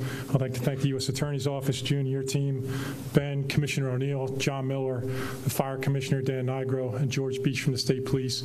The work your men and women have done has been absolutely extraordinary. Thank you. Thanks, Bill. Now I'd like to bring to the podium First Deputy Commissioner Benjamin Tucker.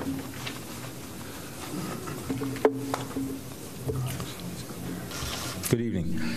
Today's announcement of an indictment of Saifullah Saipov on federal charges sends the strongest message to those who seek to commit acts of terror in our country.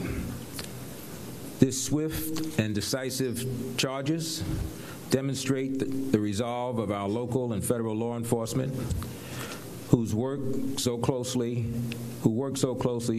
to both prevent terror as well as bring those who commit acts of terror to justice.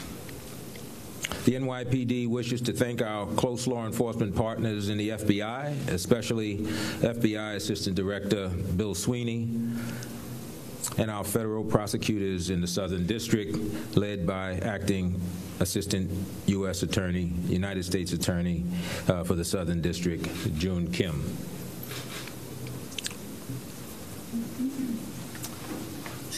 Thank you, First Deputy Commissioner. I'll take a few questions. So, to clarify, that person you're no longer looking for, is that Mr. Kabirov? We are no longer looking for the person. The information went out about. That's all I want to say. There's no reason for me to seek a name anymore. We have found him, and we'll leave it at that. The complaint states that you believe he started planning this attack a year ago. Do you believe there was another attack that he might have been planning before that? I believe the complaint says that he began planning the attack 2 months ago. But I'm not going to go beyond what's in the complaint. The complaint says that he chose Halloween because of the possibility. Is there any indication from him why he chose that spot, which is something that made him even more proud? Not going to get into any other statements that he made other than what's set forth in the complaint, but the complaint does include an admission that he had done a practice run on October 22nd with his truck. So beyond what's in the complaint for now, I'm not going to go into other statements he may have made. June, for the two charges currently charged, either of them death eligible, and do you expect the government to authorize your office to seek the death? The second charge is death eligible. Correct. And the material support charge is life, is the maximum. As you know, the process by which whether the department decides to seek the death penalty or not goes through a process in the department. It's also worth noting that this is a complaint. At some point, we will be indicting Mr. Saipov, and that, as we know, we're 24 hours away from the attack. The investigation is very active and ongoing, and the indictment, we will see what counts are charged ultimately in the indictment, and some of them may be death eligible, some of them may have life prisons as the maximum, but the process by which the determination is made for counts that do have death as a maximum penalty, that goes through the process. Yes? Is it possible that he originally intended to hit people on the Brooklyn Bridge? Because it mentioned that in the complaint. Or walkway. Beyond what's in the complaint and his statements, I don't think there's anything else that I can get into. Yeah. The White House has said that they could consider him an enemy combatant. Is it possible that he could be sent to Gitmo? Is there another process that could be considered that way?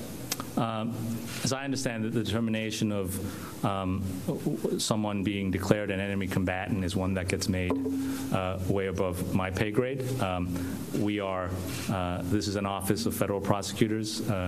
There was a number of federal crimes committed as set forth in the complaint that we were able to prove, and we brought the charges, and we intend to proceed with them. Whether or not someone will be designated as an enemy combatant or not, that's a determination that will be made elsewhere. What will happen after these charges, potentially?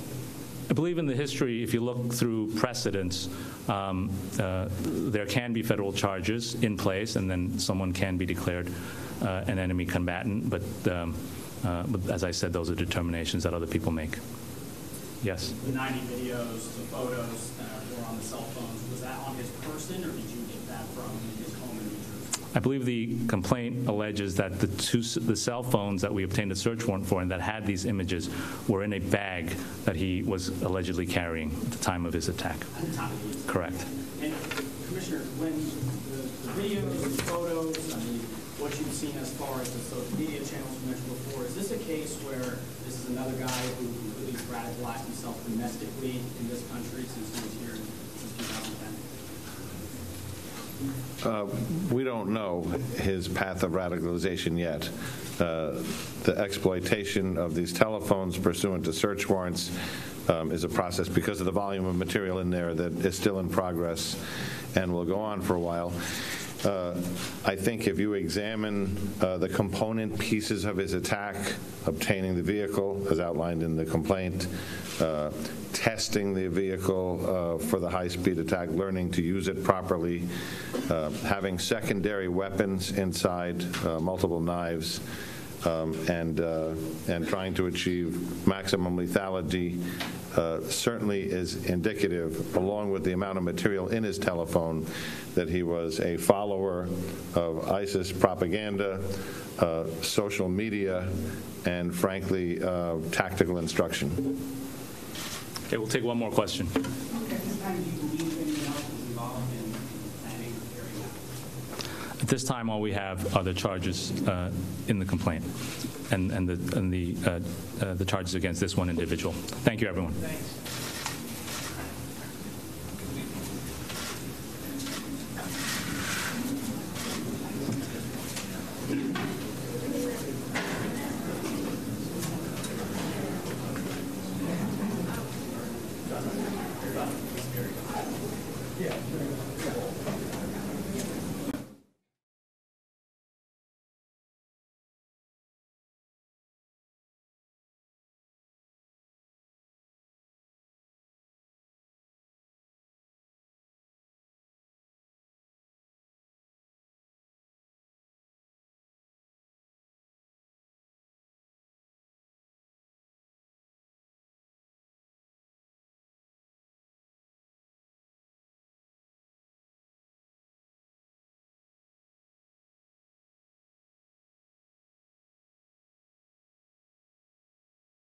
Sort of policy prescriptions.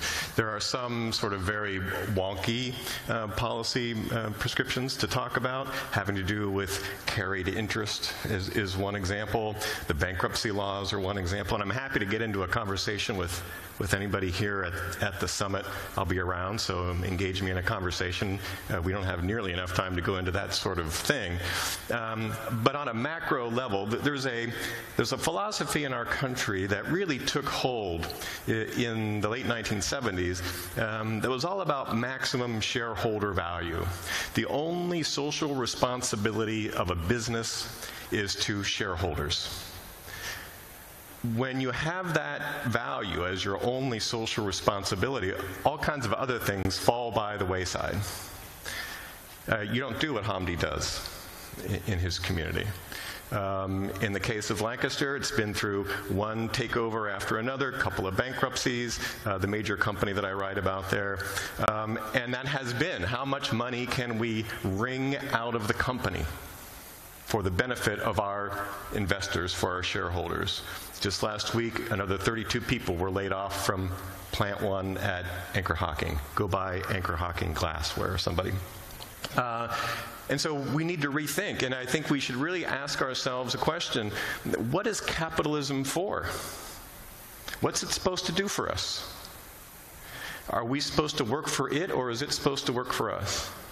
And if the object of capitalism is to help us provide decent lives for ourselves and our children, some reasonable level of living, and that's supposed to be spread with some equality across our nation, then it's not working right now.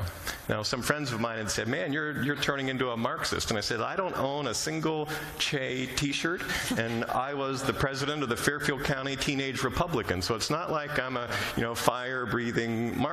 These were old values. Companies used to be rooted in a place. The plant managers, the CEOs used to walk through the plant. They used to play on the softball teams. There was this web of connection, and what we end up now is what the demographer Shannon Monat at Syracuse University has called the landscapes of despair. How did that happen? Well, we need to go backwards. and say, how do we reform the finance system? How do we reform the rules around debt and leverage so that this sort of value extraction can't happen in the future? You know, we want people to have personal responsibility. We have now a cult of personal responsibility in the country. Don't take drugs, be married before you have kids, on and on. All of which is good advice. I don't disagree with any of that.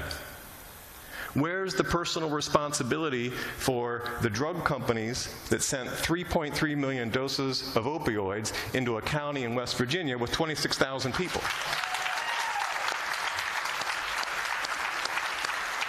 Where is the personal responsibility of certain hedge funds and private equity groups that extract value out? What's their personal responsibility? You're asking these people to have all kinds of personal responsibility, and you're condemning them as, that's just that rural culture, that's hillbilly culture, they need to get a job, they shouldn't be lazy. These people didn't suddenly turn lazy.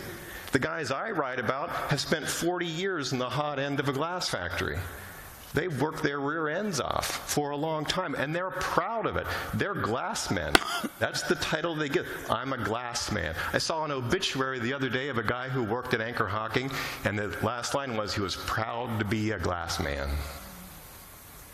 That's his identity. That's who he is. I'm going to bet you that the guys at Chobani, they go to the store and they see Chobani yogurt on there and say, I made that. You can't... A universal basic income does not replace that. So these changes aren't gonna make themselves. No. Mary Kay, I could see you resonating with what Brian just said. So how do we? He talked about responsibility not just belonging to people in the workforce, but to the folks who own the companies and who should be thinking about local and global communities. How do we get there? Well, I was thinking as Brian was talking that the way those values get restored, in my experience, Harold joins is us through now. action. And when people come together and shine a light on those injustices, it's a way for other people to think, that's not right, and what can we do about it together? Yeah. And so in my experience, when you asked earlier about the destruction of unions, my thought was the conversation about that distracts us from the conversation about poverty wage jobs in America. And that 64 million people are doing 2 and 3 jobs a day to try and make ends meet for their families. And we need to think more about how, as a nation, that is totally unacceptable to us. And lift up employers that are trying to say and do the right things, but also understand that there's a system change combined with a movement demand, as Ijen was saying, where people want to come together and make the fastest growing jobs in our economy jobs that people can raise their families on, have pride in, and identity about. And then the sort of other jobs, there's this foundation of service and care work of 64 million people, and then there's millions more jobs being generated by tech platforms that we have to think about. But I think my major concern is how do we catalyze the change and make people have the experience in this economy that we had in 100 years ago with auto, steel, and rubber jobs that were bad jobs and became good jobs because people came together and changed them. And I completely believe that it's possible that people will come together now in this moment because they're driven by this notion of what Ijen said, we're going to leave a better world for the next generation, and we're going to use our last breath to figure out how to make the change. And fast food, retail, healthcare, care work, child care, domestic home care work, all that work has the possibility of being the foundation of the next American middle class that includes everybody, that has equity and opportunity at its root, and can restore the pride of communities like Lancaster, I think. So for Hamdi and Joe, right, so Mary Kay's a union organizer. Really, Ijen is an organizer as well, right? So the world would have us believe that these are adversarial forces around this panel. Right. Does it feel that way to you? right? Look, I'm going to, what he said is so true. I mean, it feels like he's in my town. He saw what happened in South Edmiston, New York. So the line is true. The current marketplace creating value for the shareholder. And somebody said this magic word. If you add into the law, it says in long term, that solves all the problems, right? So if you create value for shareholders in long term, then you have to invest in communities, you have to invest in your employees, you have to train them, you have to pay them well, you have to do the things right, because in the long term, these people are going to be the majority of the people in the world, and then they're going to ask, while you're making this product, what did you do? How did you behave? How did you give it back? How did you make sure that people, went up, not went down? Because we must ask those questions as a consumer, as a citizen. And we say, we the people. We must ask those questions. And we make choices based on the answers or the answer that we think what it is. Right. But right? So the drug company is not doing it right, then it should be punished for it by us, by not consuming those type of products, right? So we have choices to make. Coming back to your story, a lot of like unions or any other amazing organizations out there are being representations of the workforce that are in the place to make sure that they are treated well, right? I dream a place where you do not need those, because if you do those things, you shouldn't be in the field of business. You should be punished not to be in the field of business.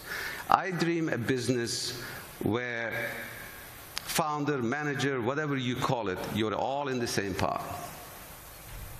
There is no glass man treatment different than the other one is different. There is no such thing. The human dignity is not treated that way. Now, are we there? No. We have to fight for that. We have to fight for the minimum wage. And we have to fight the human rights conditions in the workplace. And it exists, and even in the Valley it exists. And we have responsibilities. When we see it, we speak. When we have a power, we fix it. And if we are there, we practice. Now, every time you touch, it might mean lose of sales. It might mean damaging the brand. It might mean all the things that shareholder value might go down. But in a long term, if you speak now, if you act now, if you do things right now, you create a culture. What is culture? Culture is the engine how the place operates without written rules, right? If the rules means nothing. It's the culture is living. It's in there. And Joe put a culture in there. And when you see Airbnb's name all over the place, whether the refugee or flood or anything like that, you even said, of course Airbnb will do that. It's in the culture. So we need to build a culture that respects the human dignity, especially the ones that work in the factories. And when we do that, we need to prove that if you implement all these values to your work, you're not less profitable, you're matter of fact more profitable. And you are faster. Yep. And this is proven and proven and proven again. And next person comes into the field and says, I want to follow these guys. I don't want to follow the other guys. And I want to interject one thing. Yeah. The interesting thing is that we did this once. We don't have to reinvent this. We did it. It was called the New Deal. We had the Wagner Act that guaranteed unions that had some authority. We sort of went through this process once. Really what we should be doing is trying to rediscover some of that. Well, and Ijen, some of the premise of your work is that you talked about bringing non-traditional partners to the table. What does it take to make that happen, to make sure that the people who are doing the work are part of the conversation, driving the conversation? I think we have to move beyond the transactional.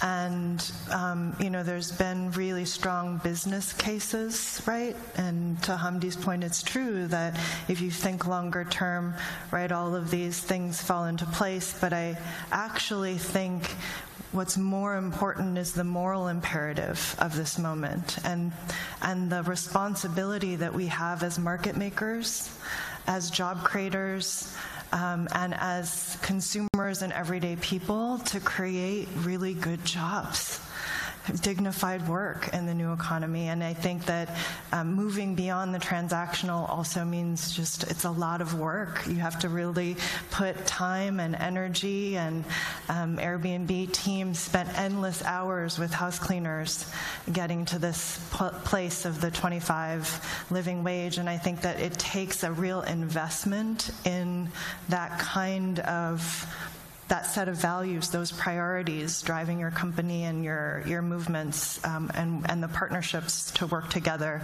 the commitment, the investment and the commitment to those values. So we only have a couple minutes left, and I want to make sure to, in some ways, close the way we started, and we'll go this way this time. We're in challenging times. We have inspiration to draw on, but for workers in this country, for the economy in this country, for inequality in this country, we got a lot of work to do. I would love to get a sense from each of you, what gives you hope? We talked about what inspires you to do your work. What gives you the inspiration that we can accomplish what we seek to? Starting with you, Brian.